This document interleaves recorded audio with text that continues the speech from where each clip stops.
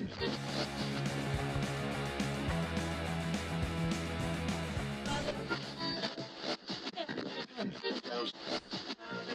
I'm Amy. Thank you for tuning in. Happy New Year. I'm so excited about the books I'm going to be reading in 2025. I feel like I spent a lot of 2024 editing and really busy, so I didn't read as much as I normally do, and I'm just really excited about the books that I've picked for this month. I think it's going to start off the year on a real high.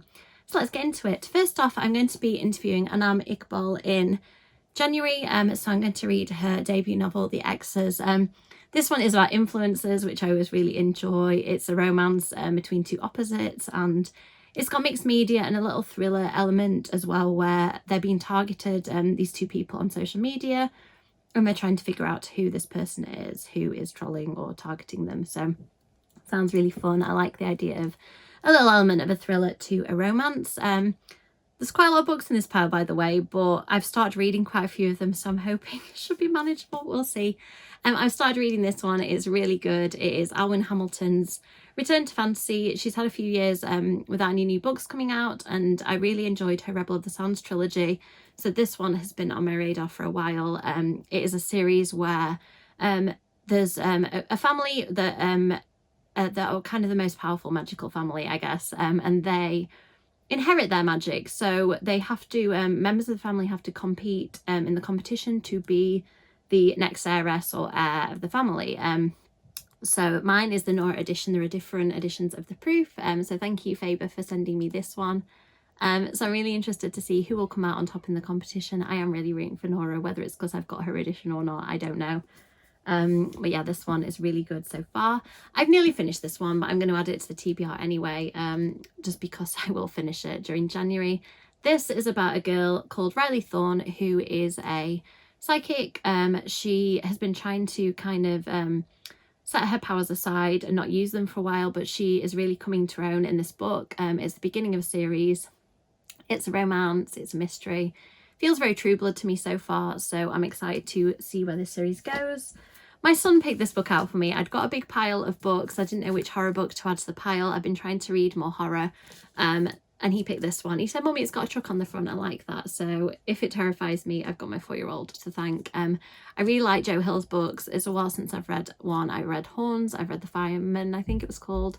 I've read some of his shorter fiction books. Next up, a book that I've nearly finished and I'm absolutely loving. I kind of went into this one not really knowing much about it, except, you know, cool cover, cool title. And it's just been so important to me, this book. It is about Hilarie Burton Morgan. I keep wanting to call her something else for some reason. Hilarie Burton Morgan was in One Tree Hill, so it's a little bit about that. But it's about Wicca, it's about her life, it's about things that are important to her, things that she's done. And I found myself crying. I found myself really relating to her. I think this book is fantastic. So that being said, I picked up her next book immediately. So I'm going to try and read that one in January as well. This one is about her life with Jeffrey Dean Morgan, who she's married to, who I'm also a big fan of. It's about their life on Mischief Farm where they live.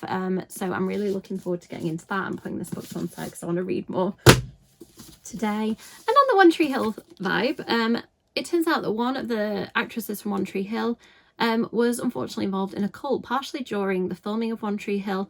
I thought it was about vampires, admittedly, when I picked it up, but I think the vampires might be metaphors, possibly. It's non-fiction as far as I know, so I really don't know much about this. It has a Buffy the Vampire Slayer quote at the beginning, so that definitely got my interest as well. So I'm looking forward to giving this one a go. Next up, this one drew me in Waterstones. It's obviously an illustrated history of urban legends. It sounds really interesting. I've got into the reading about cryptids and stuff last year when I was researching Mina and the cult. So I thought that I would delve into cryptid research a little more.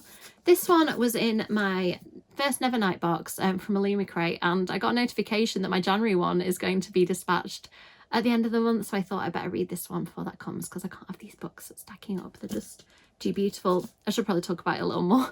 Yeah, I just was captivated by how pretty it is. It's a dark academia. It's by the author of House of Hunger, which I really enjoyed, and Year of the Witching, that I haven't read yet.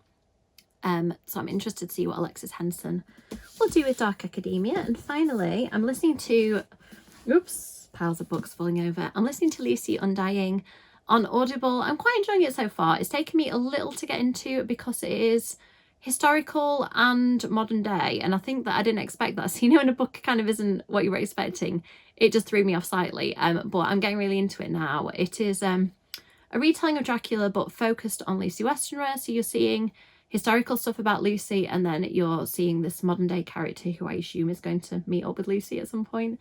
If she hasn't already, I think maybe they had a little chance encounter early on. So this one I think is going to be really good. I'm looking forward to seeing where it'll go when I get stuck into it a bit more.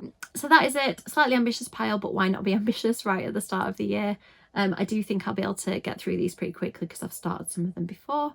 Thank you so much for watching. As always, likes and subscribes are really appreciated. Let me know in the comments which book you would read first, and I'll see you in the next video.